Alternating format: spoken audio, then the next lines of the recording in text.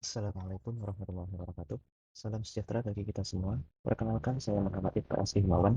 Pada kesempatan kali ini saya akan mempresentasikan hasil tugas ujian akhir semester mata kuliah analisis isyarat biomedis yang berjudul pendekatan model one dimensional CNN untuk pendeteksian aritmia berdasarkan isyarat biomedis ECG. Baik, langsung saja saya mulai dari penjelasan singkat mengenai apa itu aritmia. Aritmia atau gangguan irama jantung merupakan salah satu contoh kelainan yang disebabkan oleh gangguan pada sistem kelistrikan jantung. Masalah yang sering terjadi pada laju atau irama detak jantung dapat berupa detak yang terlalu cepat atau takikardia, detak yang terlalu lambat atau brakikardia, atau detak yang tidak teratur atau fibrilasi atrium. Prevalensi jenis aritmia fibrilasi atrium di Indonesia sendiri telah mencapai angka 1 hingga 2% dan diprediksi akan terus meningkat hingga 50 tahun mendatang. Oleh karena itu, perlu dilakukan pendeteksian dini sebagai langkah antisipasi sebelum gejala yang dialami oleh penderita semakin memburuk. Kemudian selanjutnya masuk ke bagian metodologi. Pada tugas ini, dataset yang saya gunakan adalah MIT BIH Arrhythmia Database yang diunduh dari situs web Visionet. Dataset tersebut berisi 48 data rekaman sinyal ECG aritmia yang diperoleh dari hasil kerjasama antara Massachusetts Institute of Technology atau MIT dengan Beth Israel Hospital BIH Arrhythmia Laboratory.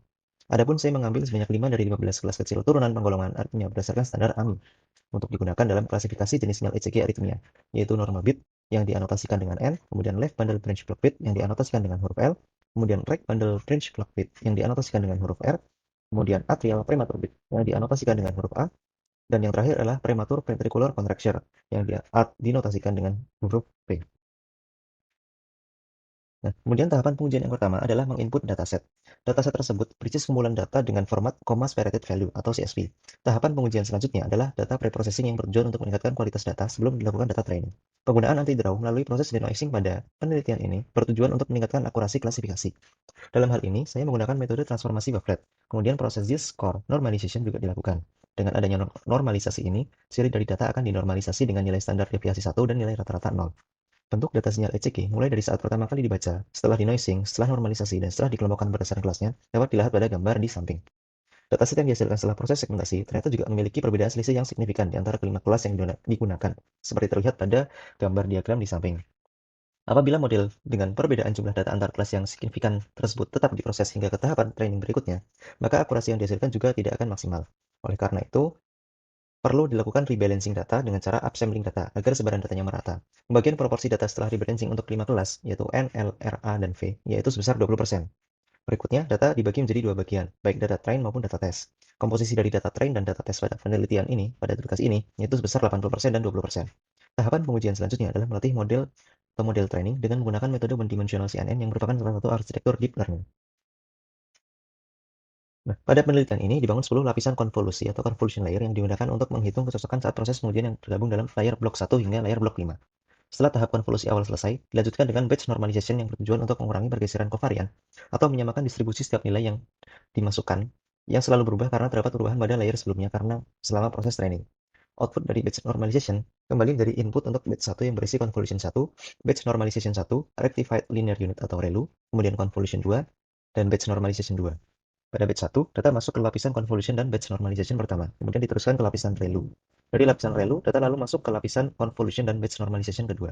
Output dari batch normalization kedua ini kemudian digabungkan atau di concatenate dengan hasil batch normalization pada saat pertama kali data dimasukkan. Concatenate sendiri merupakan proses penggabungan dua matriks menjadi satu dan akan menghasilkan dimensi fitur yang baru. Hasil dari concatenate lalu masuk ke lapisan ReLU 1 dan outputnya menjadi input untuk lapisan max pooling. Seluruh tahapan training di atas diulang hingga 5 kali untuk mendapatkan model dengan nilai akurasi terbaik. Berikut adalah proses training. Training dilakukan dengan menggunakan platform Google Colab. Berikut dapat dilihat hasil pembacaan data dari dataset, mulai dari pada saat sebelum dilakukan preprocessing hingga setelah dilakukan preprocessing.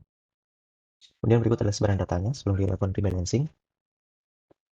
Berikut adalah sebaran data setelah dilakukan rebalancing. Berikut adalah arsitektur dari one dimensional CNN yang dibangun. Berikut adalah proses training.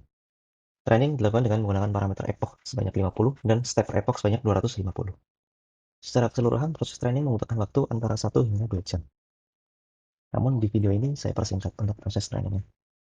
Ya, berikut adalah hasil trainingnya dengan total sebanyak 50 epoch. Berikut adalah metrik evaluasi hasil training. Ini adalah grafik hasil training. Berikut adalah hasil confusion matrixnya. Dan berikut ini adalah bentuk arsitektur dari one dimensional CNN. Parameter yang digunakan dalam pelatihan yaitu mencakup epoch sebanyak 50 dan stepper epoch sebanyak 260, seperti yang sudah saya jelaskan sebelumnya. Dan berdasarkan dataset MIT PIH yang digunakan dan arsitektur one dimensional CNN yang telah dibangun, pengujian berhasil mendapatkan nilai akurasi yang sangat baik, yaitu mencapai 99%. Adapun nilai hasil dari precision, recall, dan F1 score untuk masing-masing kelas yaitu N, L, R, A, dan V dapat dilihat pada tabel berikut. Untuk kelas N, memiliki nilai precision 0,99, recall 0,98, F1 score 0,99. Kemudian untuk kelas L dan kelas R, hasil precision, recall, dan F1 score-nya mencapai nilai yang sempurna, yaitu 1. Kemudian untuk kelas A, memiliki nilai precision 0,99, recall 1, F1 score 0,99. Kemudian untuk kelas V, memiliki precision 1, recall 0,99, dan F1 score 1. Pada gambar ini dapat dilihat bahwa kedua grafik training, baik training loss dan validation loss, mengalami penurunan yang landai di awal dan cenderung stabil pada titik-titik tertentu. Hal tersebut menunjukkan bahwa model tidak mengalami overfitting ataupun underfitting. Untuk tren grafik, tren F1 dan validation F1 yang terletak di bagian atas cenderung monoton dan mendekati nilai 1. Hal ini mengindikasikan bahwa model one-dimensional CNN yang digunakan untuk klasifikasi memiliki nilai precision dan recall yang baik, serta tidak terdapat trade-off di antara keduanya. Hal tersebut diperkuat dengan data hasil training dari kelima kelas yang sudah disebutkan pada tabel sebelumnya. Kemudian, ketepatan model dalam melakukan prediksi juga dapat dilihat dengan menggunakan confusion matrix. Pada gambar berikut, terlihat bahwa kelas N mengalami kesalahan prediksi yang paling banyak jika dibandingkan dengan kelas-kelas lainnya. Dapat dilihat di sini, kelas N memiliki nilai 1576 dibandingkan dengan kelas-kelas lain seperti L, R, A, dan V yang cenderung berada di 1590-an. Baik, terima kasih. Sekian presentasi dari saya. Mohon maaf apabila terdapat kesalahan dalam penyampaian maupun pengucapan. Saya akhiri. Wassalamualaikum warahmatullahi wabarakatuh.